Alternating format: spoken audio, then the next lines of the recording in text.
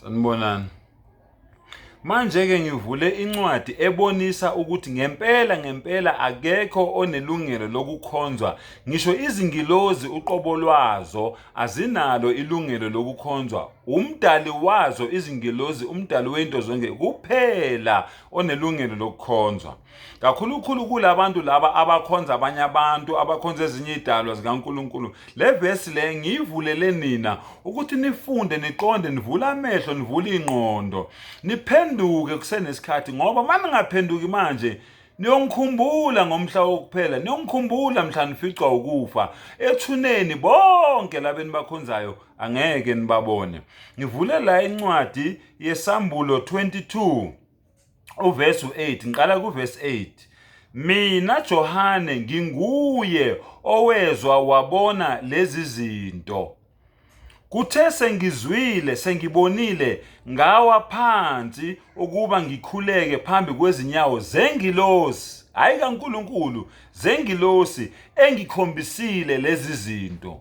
UJohane ingilosi yamkhombisa imfihlo, manje usewa phansi njengoba amaMuslimi esuke ethandaza eguqa ngamadolo eyoshaya ngobuso phansi. Naye wenze njalo uJohane phambi kwengilosi. Lalela-ke ingilosi ithini kuJohane. Angikhulumi ngoJesu la.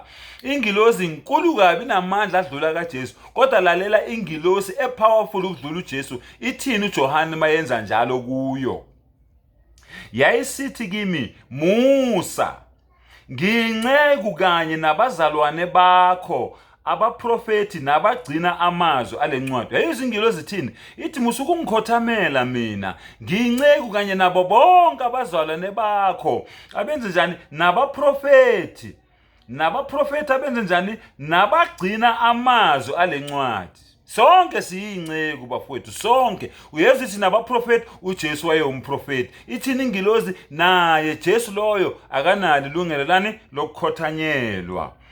Khuleka kuNkulunkulu, ekugcineni iyamtshela ukuthi hayi kimi, hayi kuJesu, hayi kunoma ubani, hayi kumuntu oyisidalwa sikaNkulunkulu, kodwa khuleka kuNkulunkulu.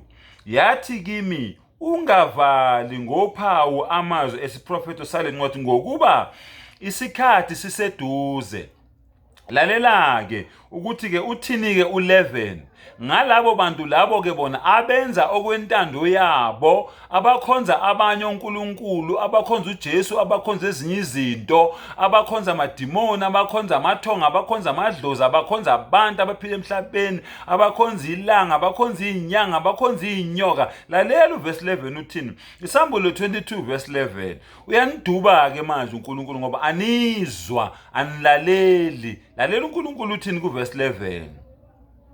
Ongalungile makenze njalo okungalungile, nongcolileyo makazingcolise njalo. Ungabusayeka lokho bambelele ukubona ukuthi ku right wena noma ukhuzwa ulalela, qhubeka ungabusayeka. Kepha olungileyo makenze njalo ukulunga, nongcwele makazingcwelise njalo. Yayizwa? Uyaniduba-ke manje uNkulunkulu. Wena oqhubeka nokukhonza uJesu, qhubeka umkhonze. Oqhubeka nokukhonza idlozi, qhubeka ulikhonze. Oqhubeka nokukhonza isithombe, qhubeka usikhonze. Ungabusayeka, bambelela ukungcola uye phambili, ungabusayeka, qhubeka. Akusho mina, zifundele nawe. Sambulo 22 uverse 11. Ngiyabonga.